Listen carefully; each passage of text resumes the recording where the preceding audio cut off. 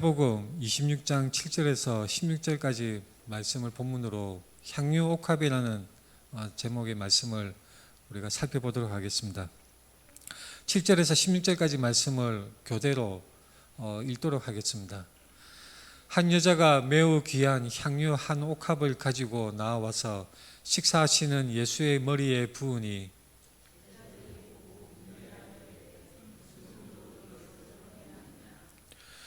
이것을 비싼 값에 팔아 가난한 자들에게 줄 수 있었겠도다 하거늘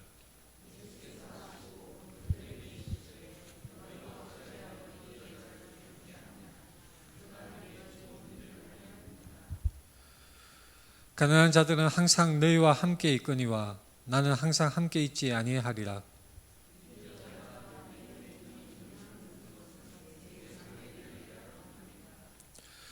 내가 진실로 너희에게 이르노니 온 천하에 어디서든지 이 복음이 전파되는 곳에서는 이 여자가 행한 일도 말하여 그를 기억하리라 하시니라.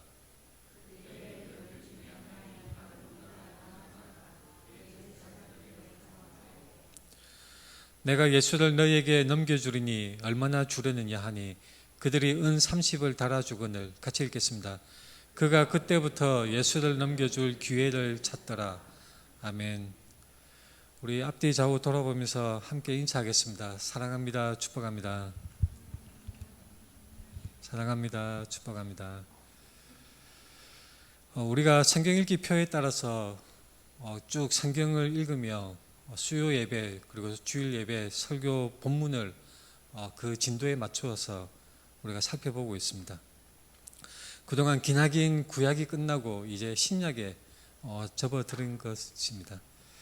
오늘 본문은 마태복음 말씀 중에 향유를 드리는 예수님께 붓는 사건, 이 사건에 대해서 말씀하는 마태복음 말씀을 가지고 우리가 하나님의 말씀을 같이 묵상하도록 하겠습니다.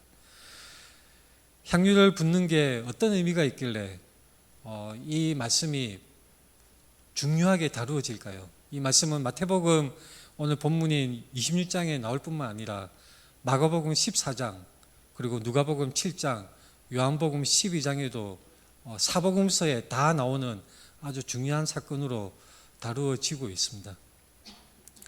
심지어 예수님은 말씀하실 때 이 일이 복음이 전하여지는 곳마다 기념하여서 이 선포되고 계속 기념하도록 그렇게 예수님께서 말씀하시는 것을 볼 수가 있습니다.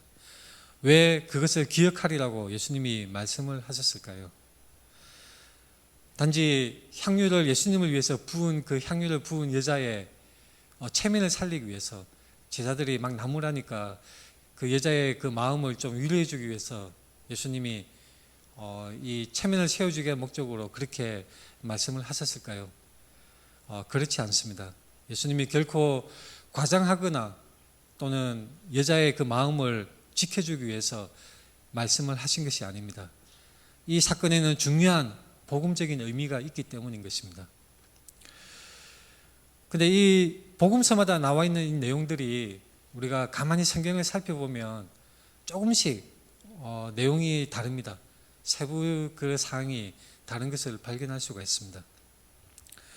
그래서 심지어 초기 교회 시대 대략 AD 300년 된 그 유명한 신학자 오리겐이라는 사람이 있습니다. 이 사람은 향유를 예수님께 부은 사건이 총 3번 있다고 그렇게 해석을 합니다.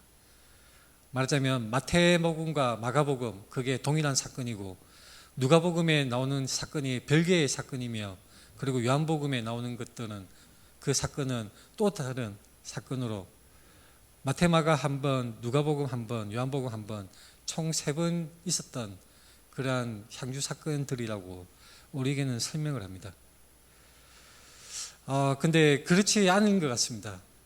당시에 사람들은 그렇게 생각하는 사람도 있었지만 마치 향유를 무슨 예수님이 식사하실 때마다 향유를 한 번 부은 여자를 칭찬하시고 그게 소문이 쫙 퍼져서 여자들이 향유병을 다 들고 무슨 밈처럼 유행하는 것처럼 내가 향유를 부어야지 막 너도 나도 반복해서 붓는 그런 일이 일어났을 거라고는 생각이 되지 않는 것입니다. 물론 두 번으로 해석하는 것이 전통적인 교회 해석입니다. 존 칼비 같은 그 전통적인 신학자들, 이분들은 마태복음과 마가복음과 요한복음 사건이 동일한 사건이고, 그리고 누가복음에 나오는 사건은 별개의 사건이라고, 그래서 총 두 번 있었던 일이라고 해석을 합니다. 근데 그것이 추정일 뿐이지 반드시 그런 것은 아니죠. 우리가 성경을 가만히 보면 이 마태, 마가, 누가, 요한복음에 나오는 이 사건이 동일한 한 사건일 수도 있는 것입니다. 왜 그것이 가능하냐면, 성경은 기록을 할 때에 한 사건의 일면만을 강조해서 그 기록자가 기록을 하는 경우도 많이 있습니다. 그리고 복음서는 우리가 알다시피 연대순으로, 시간순으로 무슨 그 리포트 작성하듯이 뭐 아침에는 어디, 점심에는 어디, 저녁에는 어디, 이런 식으로 시간순으로 기록이 된 것이 아닙니다. 마태복음은 예수님의 설교 중심으로 묶어져 있고 편집되어져 있습니다. 요한복음은 주제별로 기록이 되어져 있습니다. 누가복음이나 마가복음은 비교적 시간순이나 또는 공간의 이동, 거기에 비교적 충실하게 되어져 있지만, 마찬가지로 저자가, 기록자가 특정한 내용을 강조하기 위해서는 별개의 사건을 묶어서 그렇게 배치하는 경우도 우리가 볼 수가 있습니다. 중간에 어떤 내용을 생략하거나 건너뛰어서 기록자가 의도하는 바, 진정한 저자이신 성령님의 그 목적에 따라서 건너뛰거나 편집하는 그런 것을 우리가 관찰할 수가 있는 것입니다. 이 향유 붓는 사건이 어디서 일어났을까요? 우리가 말씀을 보면 마태복음과 마가복음에서는 베다니 나병 환자 시몬의 집이라고 나와 있습니다. 요한복음에서는 베다니의 한 집이라는 것만 알 수가 있지, 구체적으로 누구의 집인지는 요한복음에는 나오지 않습니다. 마가복음에서는 마가복음 14장에 베다니 나병 환자 시몬의 집에서 식사하실 때 마태복음과 유사한 표현으로 나타나져 있습니다. 요한복음에서는 이 베다니에 이르렀는데, 그 베다니는 바로 예수께서 죽은 자 가운데서 나사로를 살리신 곳이라고 설명을 하고, 거기서 잔치를 하는데 나사로가 예수와 함께 앉은 자 중에 있더라고 요한복음에서는 말씀하고 있습니다. 우리말에서는 잘 드러나지 않지만 그 내용의 뉘앙스가 뭐냐면, 이 나사로가 손님으로서, 예수님과 함께 온 손님 중에 한 사람으로서, 주인이 아닌 손님으로서 자리에 앉아 있다는 그런 뉘앙스를 가지고 있습니다. 그래서 이 장소가 구체적으로 어느 집인지는 요한복음에서는 말씀하고 있지 않지만, 마태나 마가복음에서는 이것이 베다니의 그 문둥병 환자 시몬의 집이라는 것을 알 수가 있는 것이죠. 당연히 당시는 문둥병이 나았을 것입니다. 왜냐하면 문둥병을 앓고 있는 중에는 사람들이 가까이 할 수가 없기 때문에, 다 치료가 완료가 되었기 때문에 같이 식사를 할 수가 있었을 것입니다. 근데 누가복음에서는 약간 다르죠. 한 바리새인이라고 나옵니다. 그래서 이 네 복음서가 동일한 한 사건을 말씀하고 있다고 해석하는 신학자들은 결국 베다니의 문둥병 환자 시몬이 바로 바리새인이라고 해석을 하기도 하는 것입니다. 어느 주장이, 어느 해석이 맞는지는 우리가 정확하게 알 수가 없습니다. 성경이 밝히 말씀하고 있지 않기 때문에 우리가 명확하게 이것은 틀렸고 저것은 옳다, 그렇게 단정 지을 수는 없습니다. 이 바리새인이든지 아니면 베다니의 한 그 문둥병 환자 시몬, 문둥병을 앓았던 사람 시몬의 집에서 이 사건이 일어났든지 간에 장소가 중요한 것은 아니지만, 왜 제가 이것을 길게 자세하게 설명을 드리냐면, 어떤 사람들은 이것을 트집 잡아서 성경에 모순되거나 틀린 것이 아니냐, 이렇게 엉뚱한 주장을 하는 사람들이 있습니다. 전혀 그렇지가 않습니다. 한 면을 보고 강조해서 기록을 했을 수가 있기 때문에 우리가 섣불리 이것이 모순되고 잘못되었다고 말을 할 수가 없는 것입니다. 저는 이러한 복음서 간의 그러한 차이들, 세부적인 면에서 조금씩 차이 나는 부분들은 오히려 강조점에 따라서 내용을 또는 주제를 부각시키기 위한 그런 목적에 따라서 기록이 된 것이고, 이러한 차이들이 오히려 사복음서의 역사적 진실성, 정말로 일어났던 일을 증인으로서 그 증언을 기록을 한 것이라는 분명한 증거라고 확신을 합니다. 만약에 허구를 창작했다면 무슨 소설을 쓰듯이 예수님에 대한 그런 감동적인 이야기를 써야지, 그렇게 작가가 글을 쓰듯이 지어내듯이 써냈다면 당연히 사복음서의 금방 대조해서 차이를 발견할 수 있는 이 내용을 그렇게 얼핏 보면 다르게 보이는 듯한 이 세부 사항들을 이 작가가 만약에 지어냈다면 그렇게 차이점을 남기지는 않았을 것입니다. 예전에 그 비행기가 추락을 한 TW800 그 추락한 사건에 대해서도 여러 증인들의 말이 조금씩 달랐습니다.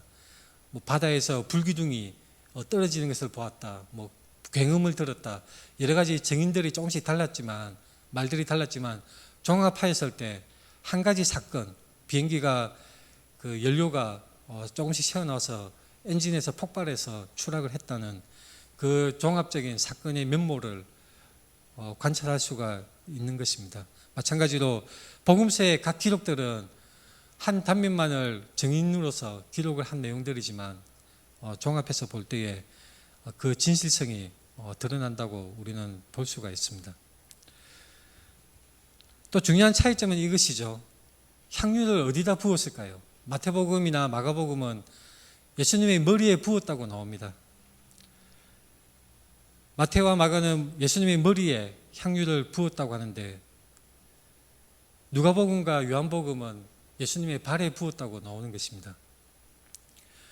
자, 이것도 한 일면을 강조해서 기록을 한 것이라고 볼 수가 있습니다. 머리는 보통 어디에 붓느냐면 머리에 붓습니다.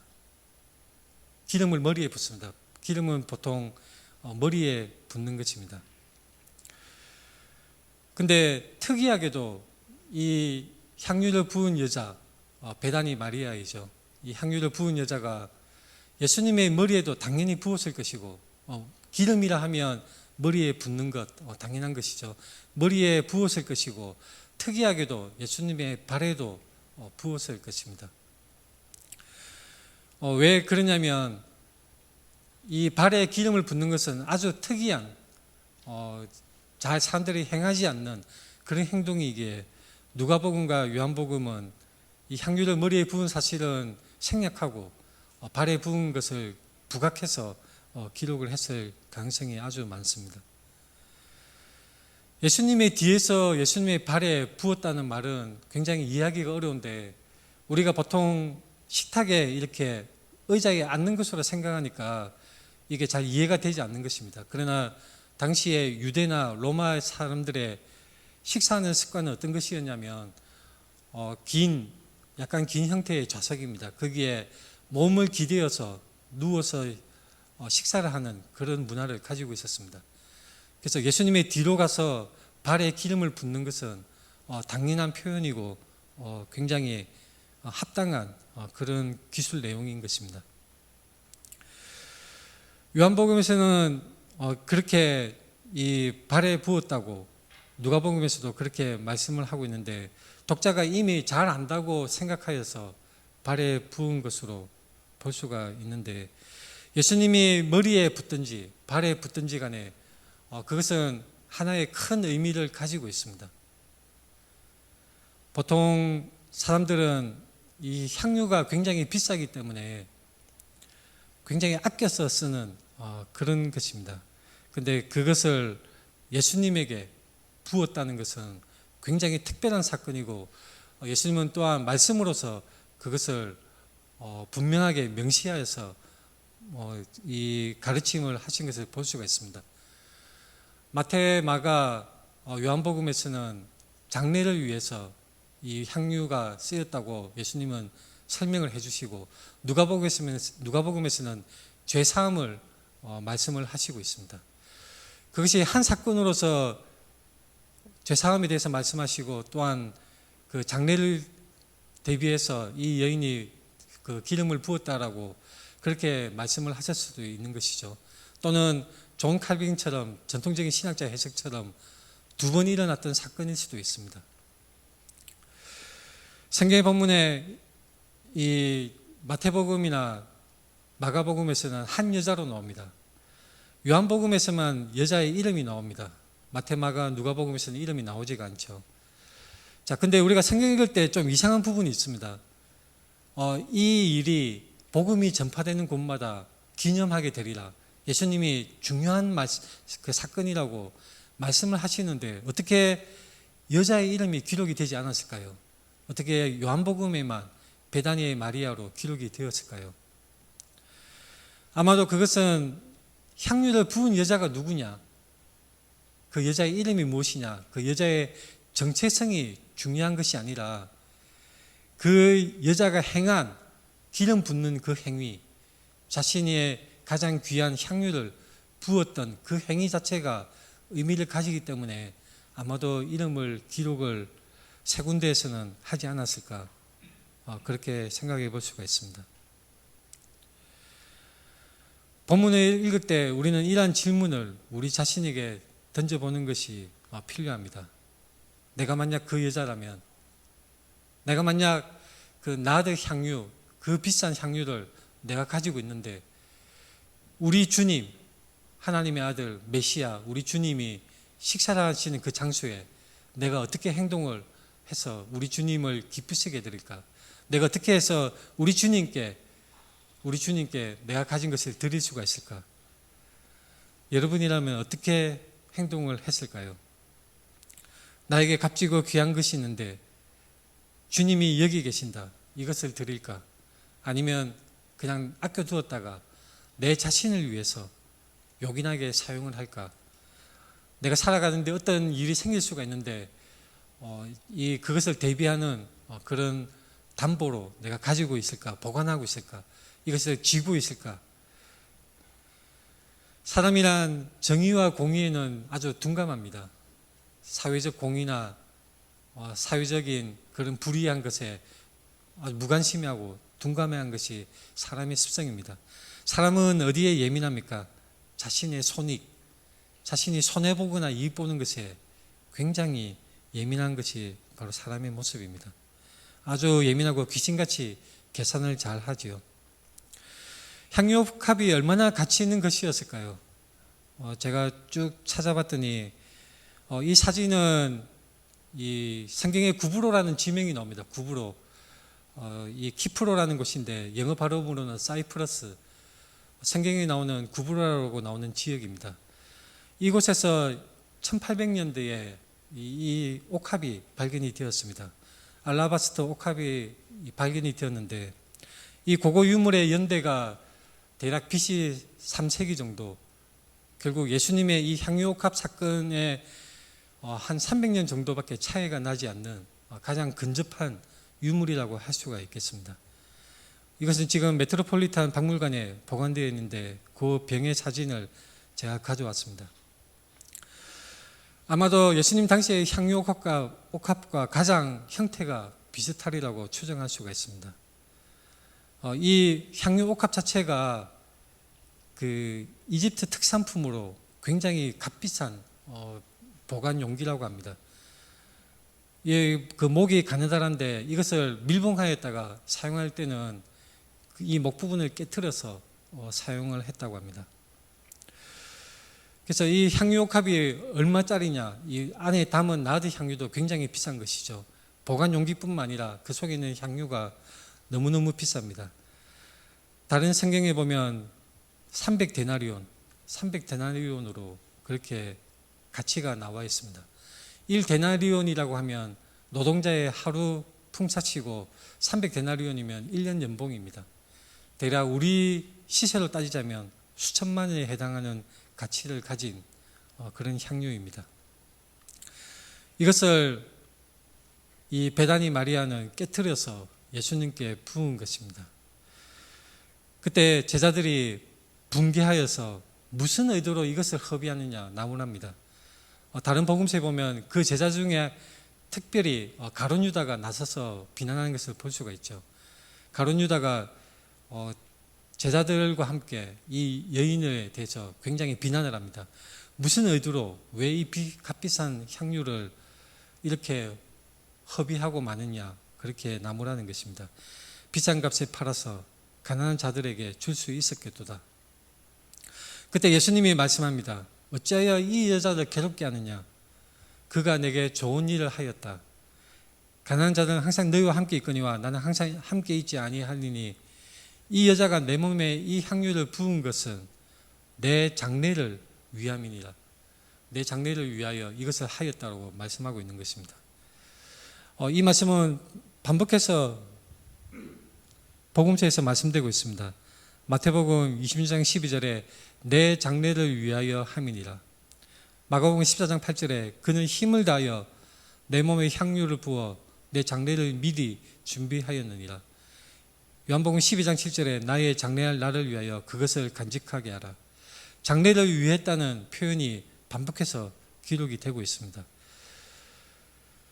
실제로 예수님이 십자가 처형을 당하시고 원래 유대인의 그 장례 관습에서는 향품과 향유를 사용해서 악취를 방지하는 그런 절차가 있습니다.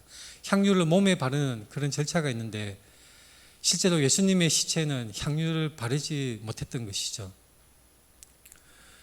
왜냐하면 예수님이 금요일 오후 3시, 우리 시간으로 오후 3시에 십자가에서 숨졌습니다. 십자가에서 죽으셨죠. 근데 안식일이 언제부터 시작되느냐? 금요일 저녁부터 토요일 저녁까지 안식일입니다. 우리와는 정반대로 이상하게 날짜를 차는 것이죠. 왜 유대인들이 그렇게 해가 저물 때 시작해서 해가 저물 때에 하루를 계산을 하느냐 하면 창세기 1장에 보면 하나님께서 천지를 창조하시고 저녁이 되고 아침이 되니 이는 첫째 날이니라. 저녁이 되고 아침이 되니 이는 둘째 날이니라. 이런 식으로 저녁이 되고 아침이 되니 이것이 하루의 분기점으로 창세에 기록이 되어 있기에 유대인들은 그것으로 계산을 합니다. 그래서 토요일이 안식일인데 금요일 저녁부터 토요일 저녁까지 안식일이 되는 것입니다. 예수님이 금요일 오후 3시에 숨졌었는데 장례를 치르려면 몸에 향유를 바르고 향품으로 바르고 그 세마포로 감싸야 합니다. 근데 날이 저물게 되면 바로 안식일이기 때문에 도저히 시간이 없었던 것입니다. 그래서 어떻게 했냐면 당시 요한복음 19장에 보면 예수님께 밤에 찾아왔던 니고데모가 몰약과 침향 섞은 것을 가져왔습니다. 상당히 많은 양을 가져왔죠. 그래서 이 예수님의 시체를 가져다가 유대인의 장례 법대로 정확하게 해야 되는데 우선 향품과 함께 세마포로 그냥 싸놓고 넣어둘 수밖에 없었습니다. 안식일이 바로 시작되기 때문에 시간이 없었던 것입니다. 나중에 어떻게 하느냐? 여자들이 안식 후 첫날 새벽에 여자들이 향품과 향유를 준비해서 무덤에 찾아갑니다. 안식일이 급박하게 임박했기에 예수님의 그 시신을 제대로 처리하지 못한 것을 향유를 바르고 향품을 사용해서 세마포로 다시 잘 정돈하기 위해서 찾아갔는데 이미 예수님은 부활을 하셨던 것이죠. 그래서 예수님의 몸에는 향유를 바를 기회가 없었던 것입니다. 내 장례를 위하여 함이니라. 이 말씀은 말씀 그대로 이루어졌습니다. 바로 이 향유를 부은 여인이 향유를 예수님께 부음으로 말미암아 그것은 장례를 위한 행위가 되었고 그것으로 향유가 끝난 것입니다. 베다니 마리아가 예수님께 이 향유를 부을 때에 예수님의 십자가 죽음을 알고 향유를 부었을까요?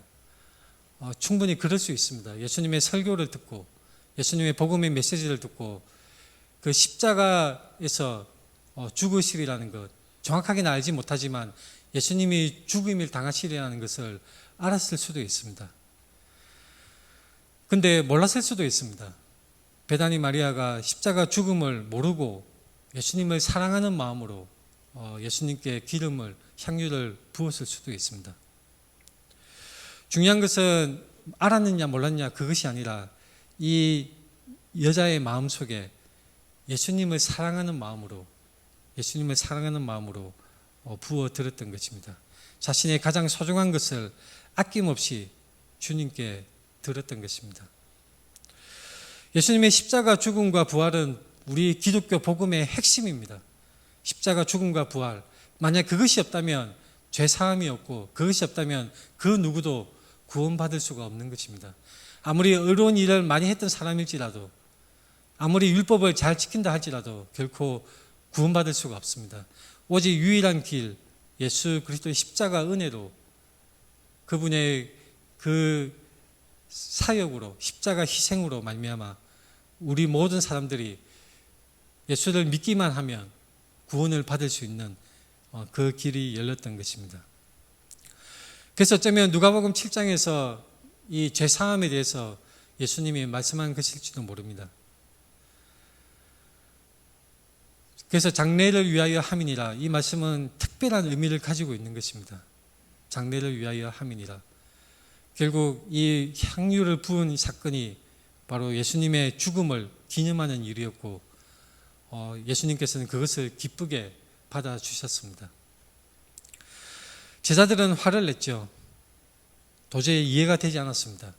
나드 향유 그 한 병의 가치가 수천만 원의 가치가 있는데 그것을 그냥 식사 자리에서 한순간에 허비해버리고 말았으니 제자들로 보기에는 도저히 이해가 되지 않는 것입니다. 저는 이렇게 말씀드릴 수가 있겠습니다. 사랑을 알지 못하면 그 행동이 이해되지 않는다. 사랑은 가성비로 설명되지 않습니다. 부모가 자식을 위해서 그렇게 시간을 들이고 그렇게 노력을 다하고 관심을 쏟고 자신의 모든 인생의 그 자원을 다 가진 것을 다 쏟아부어서 자녀를 위해서 희생하는 그 부모의 사랑은, 그 사랑을 알지 못할 때에 부모의 행동이 이해가 되지 않는 것입니다. 사랑은 행동으로 드러납니다. 야곱은 라헬을 얻기 위해서 14년 동안 노동을 했습니다. 어떻게 보면 어리석게 착취를 당하는 기간이었죠. 그러나 라헬을 사랑하는 그 마음으로 야곱은 그 기간을 아주 수일처럼, 며칠 동안 그 짧은 기간인 것처럼 느꼈던 것입니다. 향유 부은 여인이 300데나리온이나 되는 엄청난 고가의 향유를 아낌없이 예수님께 부은 것은 무엇 때문입니까? 바로 그를 사랑하였기 때문입니다. 누가복음 7장 47절에는 예수님이 이렇게 말씀합니다. 이러므로 내가 내게 말하노니 그의 많은 죄가 사하여 줬도다. 이는 그의 사랑함이 많음이라. 그의 사랑함이 많음이라. 사함을 받은 일이 적은 자는 적게 사랑하느니라. 예수님을 시험하던 바리새인에게 이것을 말씀을 하시면서 향유를 부은 여인의 그 사랑이 많다는 것을 예수님이 명시적으로 드러내 주셨습니다. 향유를 부은 여인이 향유 옥합을 깨트려서 예수님께 부었습니다. 이것은 사랑의 표현입니다. 향유 옥합, 그 귀한 향유 옥합을 깨트려서 예수님께 부어드린 것.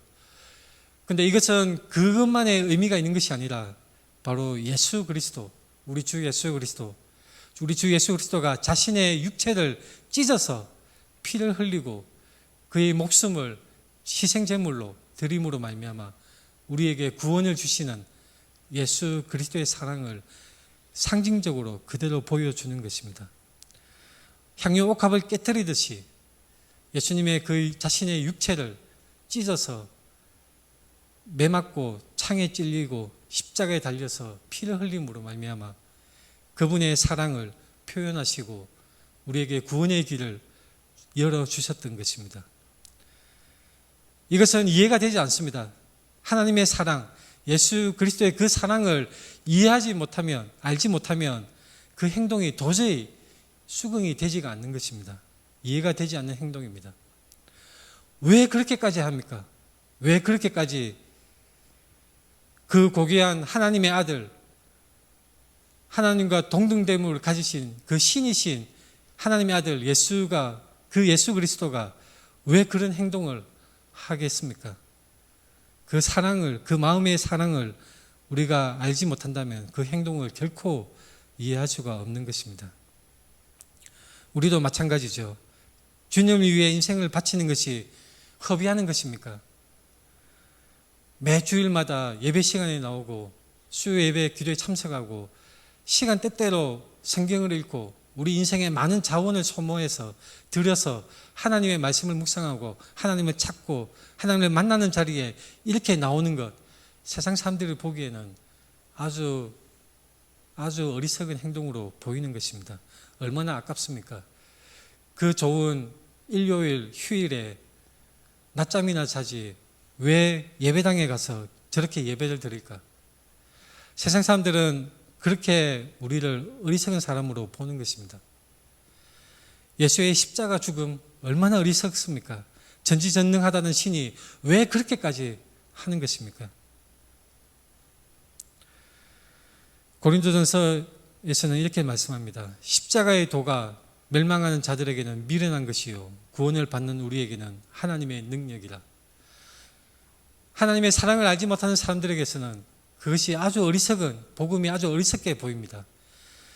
예수 그리스도의 그 행동이 어리석게 보입니다. 향유옥합을 깨뜨려서 향유를 드리는 그 여인의 행동이 너무나 안타깝고 어리석은 것으로 보이는 것입니다. 이해하지 못합니다. 사랑을 알지 못하기 때문에, 그 절절한 그 사랑을 알 수가 없기 때문에 그 행동이, 그 사랑의 표현으로서 나타나는 그 행동이 도저히 이해가 되지 않는 것입니다. 요즘 인터넷에 유행하는 그 돈씨라는 표현이 있죠. 그 돈이면 비속어 씨, 응 해서 그 돈씨, 그 돈이면 무슨 차를 사지, 그 돈이면 몇 평 집을 사지, 그 돈이면 내가 뭘 하지, 이런 식으로 비교하는, 금전적으로 비교하는 표현으로 많이 인터넷에서 사용되는 표현입니다. 많은 사람들이 금전적으로 비교를 하죠. 돈의 기능이 가치의 척도가 될 수가 있습니다. 그래서 이것이 얼마짜리냐, 가치의 척도가 되어서 그 가치의 어느 정도인지를 가늠하는 수단으로 돈의 액수가 사용이 되는 것입니다. 그런데 우리는 이것에 너무나 익숙하기 때문에 이 그 돈씨를, 이 표현을 우리 신앙에도 쉽게 대입해서 함부로 우리 신앙의 본질을 왜곡해서 평가하는 경우가 많이 있습니다. 심지어는 하나님의 은혜도 그렇게 생각하는 경우가 많이 있죠. 하나님이 이렇게 저렇게 나에게 금전적으로 나에게 돈을 주셔야 돼, 나에게 보상을 해주셔야 돼, 하나님은 나에게 권력과 힘과 명예와 돈을 나에게 주셔야 돼. 그것이 세상 사람들이 생각하는 본연의 기독교와는 관계없는, 참된 진리의 복음과는 전혀 관계없는 사람들이 만들어낸 우상 숭배에 불과할 뿐입니다. 가룟 유다가 그런 계산을 가졌습니다. 가룟 유다의 계산이 바로 그 돈씨, 그 돈이면 내가 어떻게 할 텐데. 가룟 유다는 마음속에 어떤 마음이 있었습니까? 메시아가 빨리 도래하여서 빨리 오셔서 저 로마 제국을 깡그리 쳐부수고 로마 제국의 그 압제를 우리 민족이 벗어나게 하고 이 메시아를 따르는 우리에게는 장관 자리를 하나씩 주셔야 돼. 메시아를 따랐던 우리에게는 좋은 자리, 수많은 금은 보화를 우리에게 상으로 줘야 돼. 그것이 바로 가룟 유다의 계산이었습니다. 메시아의 핵심 멤버로 활동한 사람, 자기 자신에게 장관 자리를 주거나 땅도 주고 명예도 주고 수많은 금은 부와 여러 가지 부와 명예를 가득하게 채워줄 것을 기대했던 것입니다. 그런데 가룟 유다가 이 현장에서 가만히 봤더니 상황이 전혀 엉뚱하게 흘러가는 것입니다. 돌아가는 꼴을 보니 돈벌이와는 전혀 관계없는 예수님의 행동, 로마 제국에 대해서 아무런 정치적인 메시지 하나도 던지지 아니하시는 이 예수님의 행동을 보면서 가룟 유다는 내가 잘못 짚었구나. 내가 바라던 메시아가 아니었어. 내 계산에 그 돈이면 씨, 그 돈이면 내가 이렇게 지금까지 해왔던 것이 얼마인데 너무나 아깝구나. 바로 향유 사건을 보면서 가룟 유다는 마음이 확 돌아서는 계기가 됩니다. 가룟 유다는 예수님의 말씀을 듣고 금은보화 이미 전혀 관계가 없는 것이구나.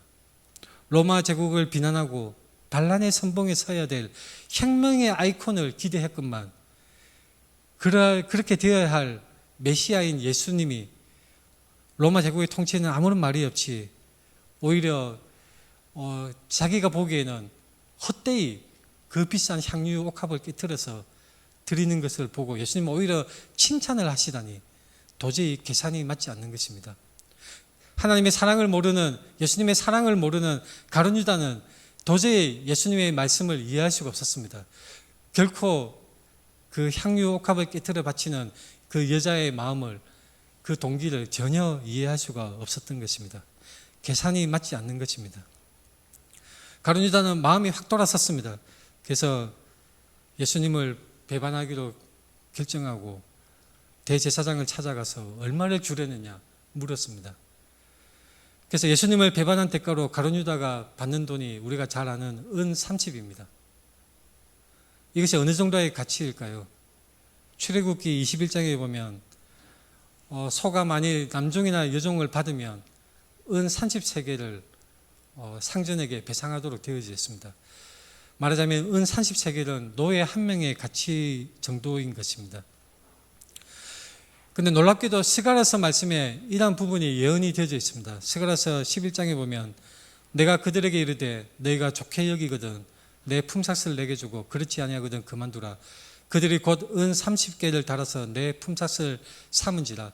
여호와께서 내게 이르시되 그들이 나를 헤아린 바 그 삭을 토기장이에게 던지라 하시기로 내가 곧 그 은 30개를 여호와의 전에서 토기장이에게 던지고. 자, 이 말씀은 예레미야 말씀의 토기장이에 관련된 말씀과 함께 굉장히 중요한 메시아에 대한 예언의 말씀입니다. 마태복음 27장에 보면 이 예언이 실행되는 것을 정확하게 볼 수가 있습니다. 유다가 은을 성소에 던져놓고 물러가서 스스로 목매어 죽은지라. 유다가 뉘우치는 마음에, 자책하는 마음에 자살을 하고 말았습니다. 대제사장들이 그 은을 거두며 이르되 이것은 피값이라 성전고에 넣어둠이 옳지 않다 하고 은연한 후 이것으로 토기장의 밭을 사서 나그네의 묘지를 삼았으니 그러므로 오는 날까지 그 밭을 피밭이라 일컫느니라. 정확하게 구약의 예언의 말씀이 성취된 것을 우리가 볼 수가 있는 것입니다. 부활하신 예수님을 보고 많은 사람들이 당시에 믿었습니다. 직접 본 사람들이 있었고 또한 그것을 전해 듣고 믿은 사람도 있었습니다. 구약 성경의 허다한 예언의 말씀들이 예수님에 관한 예언의 말씀이었고 그것이 그대로 성취되고 이루어진 것을 보고 성경을 아는 많은 사람들이 복음을 듣고 예수님을 믿었던 것입니다. 그러나 어떤 사람들은 이렇게 얘기하죠. 구약 예언에 맞추어서 예수님이 이야기를 짜맞춰서 지어낸 거야. 그냥 짜맞추고 각색해서 예언에 맞도록 예수님의 이야기를 지어낸 것이야. 그렇게 얘기를 하며 믿기를 거부하는 사람들이 그때에도 있었고 지금도 있습니다. 지금도 우리 주변에 그런 사람들이 있습니다. 그러나 중요한 사실이 있죠. 그때나 지금이나 그 예언의 말씀들이 정말로 성취가 되었고 그 기록된 성경 말씀들이 한낱 문학 작품이 아니라 살아계신 하나님의 영원한 말씀으로서 받아들이고 순전히 믿고 그 복음을 전적으로 받아들이고 믿는 사람들, 바로 우리 그리스도인들인 것입니다. 믿지 않는 사람들이 있습니다. 그러나 믿는 사람도 교회 역사 속에 분명히 존재하고 있고 바로 우리도 그 사람 중에 일원으로서 그리스도인으로서 지금 예배를 드리고 있는 것입니다. 예수라는 그분은 하나님의 메시아 그리스도 하나님의 아들이시고 오직 그분을 믿고 의지하는 것이 영원한 생명을 얻는 것입니다. 그것이 바로 복음의 메시지, 복음의 내용입니다. 그것을 받고 믿는 사람들, 그 당시에는 그것을 믿는 사람들은 자신의 목숨을 내어버리면서도 화형을 당하고 톱으로 켜서 죽임을 당하고 굶주리며 매맞고 심지어는 사자 먹이로 던져지고 온갖 박해와 핍박을 당하더라도 그 믿음을 끝까지 지켰던 것입니다. 그들이 본 것이 무엇이었습니까? 말로 전해서 말씀을 전해들은 사람들도 믿음을 숱하게 지켰습니다. 그들이 왜 그랬을까요? 그 마음속에 믿음의 확신이 있었고 진리의 말씀이 있었기 때문입니다. 우리도 마찬가지입니다. 우리도 끝까지 말씀을 지켜야 합니다. 제가 끝으로 말씀을 정리하겠습니다. 가룟 유다의 계산을 따르겠습니까? 아니면 향유를 드린 그 여인의 사랑하는 마음을 우리가 가지겠습니까? 향유 부은 여자와 가룟 유다 이야기가 마태복음과 마가복음에는 나란히 붙어 나옵니다. 가룟 유다의 계산으로는 하나님의 사랑의 마음을 알지 못하는 상태에서는 도저히 계산이 맞지가 않습니다. 아무리 주판을 두들겨 봐야, 아무리 계산기를 두들겨 봐야 도저히 수지가 맞지 않는 그런 계산인 것입니다. 예수를 믿으면 손해보는 것이 당연한 것이 세상 사람들의 기준입니다. 예수를 믿으면 복 받는다고, 근데 오히려 교회에서는 고난을 견뎌야 된다고 설교를 합니다. 예수 믿으면 부자 된다고, 그렇지 않습니다. 오히려 핍박과 박해를 받을 수가 있습니다. 예수를 믿음으로 오히려 재산을 잃을 수 있고, 예수를 믿음으로 오히려 우리의 생명을 잃을 수가 있습니다. 그러나 그것은 잠깐 동안 뿐이고 결국 영원한 복락, 그것을 우리가 받게 될 것입니다. 그것이 성경이 우리에게 말씀하는 것이고 복음의 내용입니다. 이 세상은 그저 나그네 길, 이 길을 지나가면서 하나님이 원하시고 기뻐하시는 그 길을 우리가 걸어갈 때에 마침내 우리의 눈물을 우리 주님께서 닦아주시고 주님께서 영원토록 우리와 함께 해주실 것입니다. 여러분에게도 향유가 있습니다. 여러분에게도 가장 소중히 여기는 것, 인생에 가장 가치를 두는 것, 여러분들이 각자 가지고 있는 것입니다. 오늘 이 본문을 대할 때 나는 나의 향유 옥합을 주님을 위해서 기꺼이 깨뜨리고 드릴 수 있는가? 내 시간, 내 인생의 자원, 내가 가진 모든 것, 나의 소중한 것을 주님께 드릴 수 있는가? 주님께 나의 사랑을 표현하고 사랑을 행동으로 나타낼 수 있는가? 나의 삶이 믿음의 삶, 주님을 사랑하는 삶으로 그렇게 나타나고 결론 지어질 수 있는가? 우리는 오늘 본문 말씀을 대할 때 그것을 되새기며 생각을 해보아야 합니다. 답은 여러분에게 달려져 있습니다. 기도하겠습니다.